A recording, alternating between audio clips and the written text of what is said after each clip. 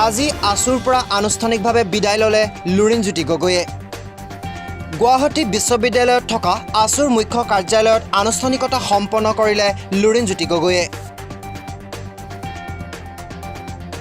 যিহেতু 16 ডিচেম্বৰত শিৱসাগৰত এজেপিৰ অভিৱৰ্তন আছে আৰু সেই অভিৱৰ্তনতেই লুৰিণজ্যোতি গগৈয়ে যোগদান কৰাৰ সম্ভাৱনা আছে।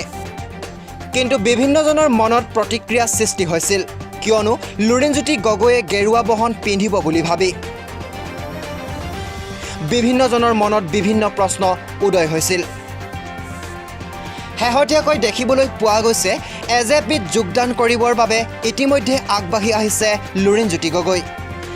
আসুৰ সাধাৰণ সম্পাদক শংকৰজ্যোতি বৰুৱা, সভাপতি দীপাংকৰ নাথ, মুখ্য উপদেষ্টা ডক্টৰ সমুজ্জ্বল কুমাৰ ভট্টাচাৰ্যৰ উপস্থিতিত আজি গুৱাহাটী বিশ্ববিদ্যালয়ত আনুষ্ঠানিকভাৱে পদত্যাগ ঘোষণা কৰিলে লুৰিণজ্যোতি গগৈয়ে।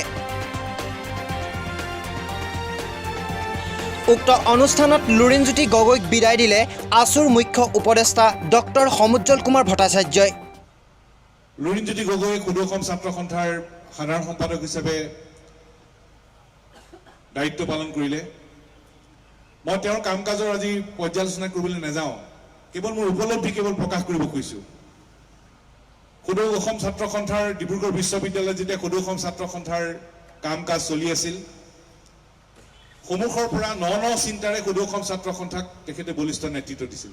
সেই আস্থা বিশ্বাস ৰাখিলোঁ, সেই অনুৰোধ ৰাখিলোঁ আৰু পুনৰ লুৰিণজ্যোতি গগৈলৈ মোৰ আন্তৰিক অভিনন্দন জনালোঁ সফলতাৰে ছাত্ৰ সন্থাৰ নেতৃত্ব প্ৰদান কৰাৰ বাবে, ভৱিষ্যতৰ জীৱনৰ বাবে শুভেচ্ছা জনালোঁ। ছাত্ৰ সন্থাৰ প্ৰাক্তন আমাৰ সতীৰ্থ ৰাজ্যিক কাৰ্যনিৰ্বাহক প্ৰত্যেকগৰাকী নেতালৈ মোৰ আন্তৰিক অভিনন্দন জনালোঁ। নিউজ ডেস্ক ৰিপৰ্ট, জাগৰণ নিউজ, গুৱাহাটী।